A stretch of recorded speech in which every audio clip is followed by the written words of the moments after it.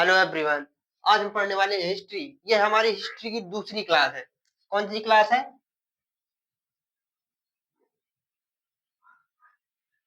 इतिहास।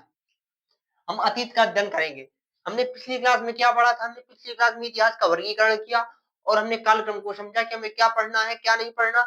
और हम आज पढ़ने वाले थे मध्यपाषाण काल। क्या पढ़ने वाले थे? मध्यपाषाण काल।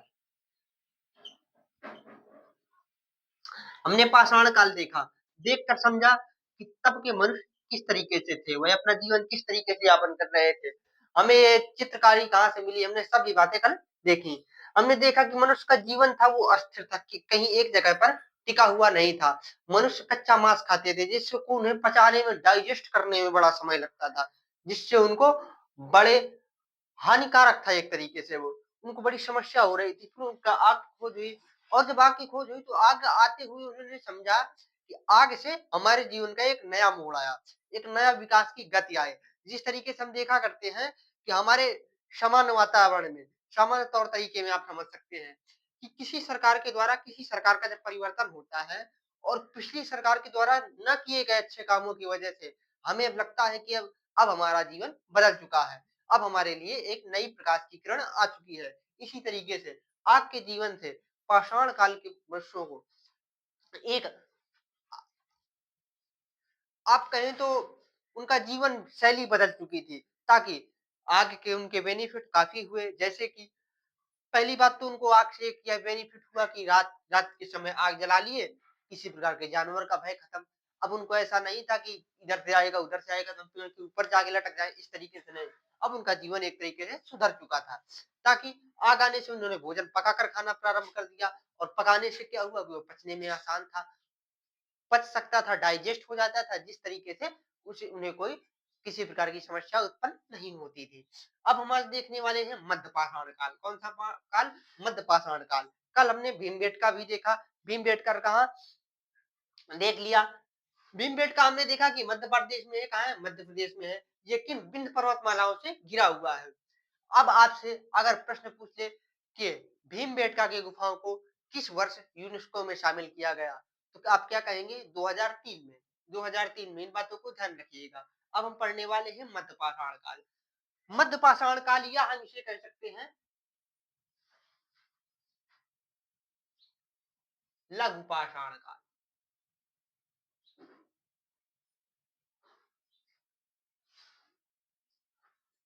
या लघु पाषाण काल। हम इन दो नामों से इसको जानते हैं। तो यहाँ पर क्या बदलाव हुए? यहाँ पर भी कई तरीके के बदलाव हुए, जिनसे उनको एक विशेष प्रकार का जीवन शैली बदली। यहाँ पे आज जब वो लोग आए तो तीर कमान का प्रयोग, सबसे पहली बात तो तीर कमान। अब आप लोगों को लग रहा होगा कि तीर कमान से किस तरीके का बेनिफिट है। पहले क्या करते थे कि कोई लकड़ी लकड़ी पड़ी मिली, उस लकड़ी का प्रयोग करते थे किसी जानवर का शिकार करने के लिए। बड़े बड़े पत्थरों से जानवरों को मारते थे, ताकि जब बड़े पत्थर उठाएंगे तो उनको फेंकने में भी समस्या होगी, उनको उठाने में भी समस्या होगी। अब तीर कमान आया, कहीं पर भी एक टारगेट बनाया, किस चीज को हमें मारना है, तीर कमान के द्वारा उसका शिकार कर लेते थे। और इसके पहले क्या था, किसी प्रकार की सुविधा नहीं थी, पत्थरों से मारते थे। या जो लकड़ी होती है, जिसे हम साधारण भाषा में अपनी, जो हम कहें कि ग्राम की भाषा में, या एक अपनी एक भाषा होती है, उस भाषा में उसे चैला बोलते हैं, कि चैला लेकर के चलो मारो। सभी लोग गए, सभी लोग गए और चैला से मारने लगे। इस प्रकार से शिकार करते थे। इसलिए अब तीर कमान का प्रयोग करने लगे। किसका प्रयोग? तीर कमान का प्रयोग। तीर कमान का प्रयोग करने से इनका जीवन में भी काफी सुधार आए। कैसे सुधार आए? काफी सुधार आए। जब तीर कमान का प्रयोग करने लगे तो इनको अब शिकार का पूर्ण ज्ञान हो चुका था।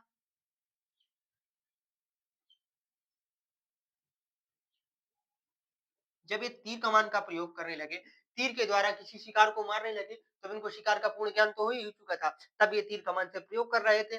शिकार का जब इन लोगों को पूर्ण ज्ञान हो गया, शिकार का ज्ञान, तो शिकार का पूर्ण ज्ञान होने से अब इन्होंने पशुपालन करना भी प्रारंभ कर दिया कि अब भाई पशुपालन भी करें, दूध भी उत्पन्न करें। कृषि में भी साथ साथ देंगे। पशुपालन होने से यानी किसी प्रकार का जैसे कुत्ते को पालतू बना लिया, इस प्रकार से काफ़ी चीज़ें आसान होती हैं। क्या होती हैं? काफ़ी चीज़ें आसान होती हैं। तो अब इन्होंने पशुपालन करना भी प्रारंभ कर दिया। पशुपालन के हमें हम बात करें कि पशुपालन के हमें साक्ष्य कहाँ से मिले? तो एग्ज़ाम्पल आदमगढ़, मध्य प्रदेश,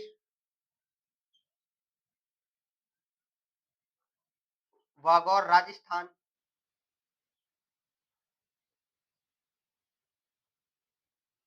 वागौर, राजस्थान। यहाँ से हमें पशुपालन के भी साक्ष्य मिले। आजमगढ़ मध्य प्रदेश और वागौर राजस्थान। मध्य पाषाण काल में इनका जीवन काफी तरीके से सुधरा, जैसे तीर कमान का प्रयोग करने लगे, जिससे इनको पहले के समय बड़े बड़े हथियार, क्या इतना बड़ा जो पत्थर, उसे आम भाषा में हम क्या बोलते हैं? अब आम भाषा का आप ना लीजिए, पत्थर लीजिए, कोई प्रकार का पत्थर हुआ करता था, उस पत्थर से शिकार करते थे। लकड़ी उठाई, बड़ी सी लकड़ी, यानी उसे चैला, हमारी भाषा में चैला बोलते हैं, चलो चैला से मारो और खाओ, यही था।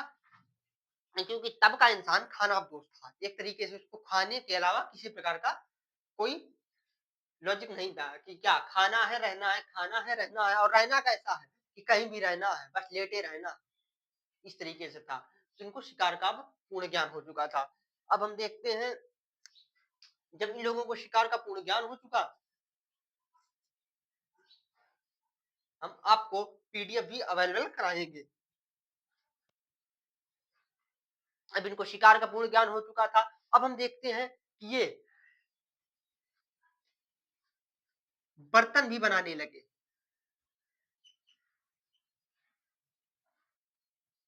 बर्तन बनाने के साक्ष्य भी हमें मिले। और ये बर्तन होते कैसे थे? मिट्टी के बर्तन, मिट्टी के बर्तन, जिनको इनकी भाषा में टेराकोटा कहा जाता था, मिट्टी से पके हुए बर्तन। एग्जाम्पल आप ले सकते हैं, साझा, इलाहाबाद यूपी से इसके साक्ष्य मिले हैं।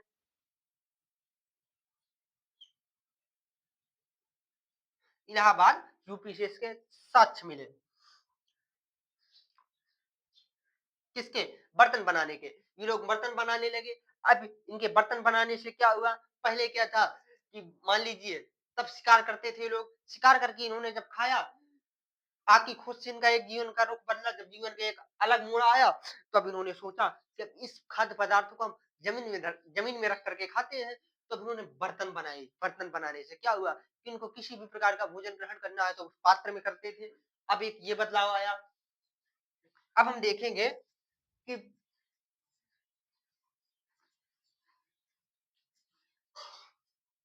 ये भी हुआ, और एक इनका बदलाव हुआ, क्या? शौध अपनाने।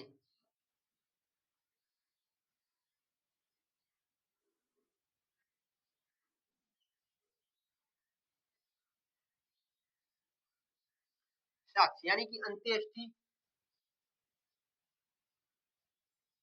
अंत्येष्टि 16 संस्कार होते हैं, जन्म से लेकर मरणोपरांत संस्कार। यानी कि एक हो गया आपका अंत्येष्टि, भी एक संस्कार है। 16 संस्कार होते हैं, 16 संस्कारों में एक अंत्येष्टि संस्कार, अंत्येष्टि करना। यानी कि पहले के समय, पहले तो एक तरीके से फेंक दिया, लेकिन अब ये लोग अंत्येष्टि करने लगे, शव को दफनाने लगे। और हम इस शव दफनाने के साक्ष्य की बात करें, इस शव दफनाने के साक्ष्य कहाँ से प्राप्त हुए? फॉर एग्जाम्पल, फॉर एग्जाम्पल के रूप में ले लीजिए, आपका एक लोखिया नामक स्थान है,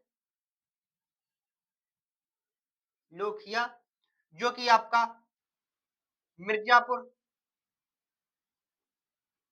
उत्तर प्रदेश में है। यहाँ से 17 नरकंकाल मिले। कितने? 17 नरकंकाल। अब इन्होंने डेड बॉडीज को फेंकना बंद कर दिया, एक तरीके से अब इनको दफनाने लगे। अब हमको दूसरा,